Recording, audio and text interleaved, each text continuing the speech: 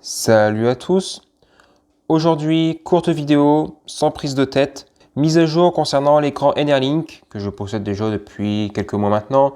J'avais fait une vidéo, je vous la mets en fiche avec le petit i. Cette semaine, MyEnergy Manager qui commercialise cet écran a fait une mise à jour du logiciel et a écouté ses clients, surtout les clients avec l'option Tempo, sur l'ajout de la couleur du jour ainsi que la couleur du lendemain à partir de 20 h sur directement l'écran. Ce qui est, selon moi, un gros plus, parce que l'écran avant ne permettait que de suivre sa consommation. Là, maintenant, on a la tarification du jour, donc en bleu pour le jour J, et J+1, là demain, je suis en rouge. Après, bon, c'est toujours pareil, cette semaine, ce mois, cette année au niveau consommation. Et là, en ce moment, voilà comment ça se présente. Je suis en heure pleine bleue, donc liseré bleu et marqué heure pleine. Après, ça heure pleine, heure creuse, limite 6h, 22h, bon, c'est pas trop compliqué. Cependant, c'est toujours intéressant de l'avoir. Concernant l'affichage du jour du lendemain, ça arrive seulement à partir de 20h parce que l'info est récupérée sur le Linky. Donc, comme le Linky ne récupère l'info, lui, qu'à partir de 20h, l'info sur le Enerlink ne peut pas être disponible avant.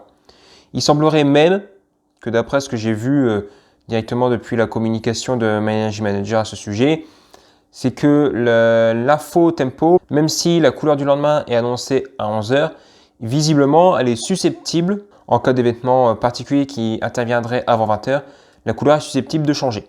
J'ai jamais rencontré ce cas de figure pour le moment. Je ne sais pas si d'autres personnes qui ont tempo dans les abonnés ont déjà eu le cas. N'hésitez pas à vous exprimer en commentaire. Personnellement, moi je trouve pas ça dérangeant que ça s'affiche seulement à partir de 20 h, parce que je reçois déjà le SMS à 11 h, surtout en cas de tarification rouge. Et à 20 h, c'est l'heure du repas, tout le monde est à la cuisine en train de manger, donc ça fonctionne plutôt pas mal, disons.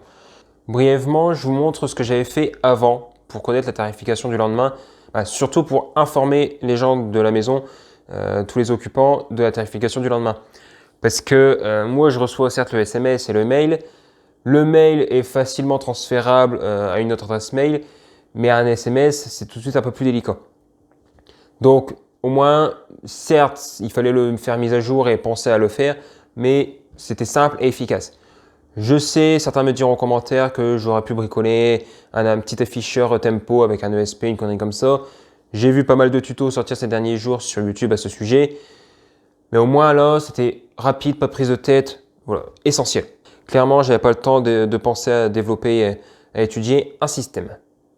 Pour terminer cette vidéo, je reviens sur le tarif de cet écran qui est disponible de mémoire vers 110 € dans ces entours-là, plus ou moins 10 €. Je n'ai pas été vérifier les tarifs. Ça, c'est sans LED et c'est pour la version standard parce qu'il existe également une version solaire. Si vous êtes producteur d'électricité et vous avez un contrat de revente où là, vous pouvez suivre votre réinjection solaire et votre production et tout le bordel. Là, l'écran est plus cher par contre, j'ai plus les tarifs en tête. Mais sur cette version de base, on est aux alentours des 110 € et avec LED, ça tombe à 59 € je crois. Ouais, 59 €. Alors, je vous mettrai un lien en description, c'est pas affilié, j'ai rien à y gagner, clairement, je m'en fous. Mais si ça attire votre curiosité, n'hésitez pas à aller jeter un petit coup d'œil. En tout cas, je trouve le tarif un peu plus justifié avec l'affichage tempo, surtout quand on voit sur le Bon Coin combien peuvent être vendus les anciens afficheurs tempo de l'époque qui, honnêtement, la plupart ne fonctionnent plus. Pas parce que électriquement parlant, ils sont foutus. Disons, c'est plutôt matériellement parlant, il n'y a plus l'infrastructure sur le réseau pour transmettre l'info du tempo du jour et du lendemain aussi. Donc voilà, c'est parce que maintenant tout fonctionne avec le Linky, c'est communique en CPL, tout le bordel. Alors qu'avant les anciens systèmes, c'était d'autres protocoles. Bon, je ne vais pas épiloguer là-dessus parce que je ne me suis pas non plus renseigné.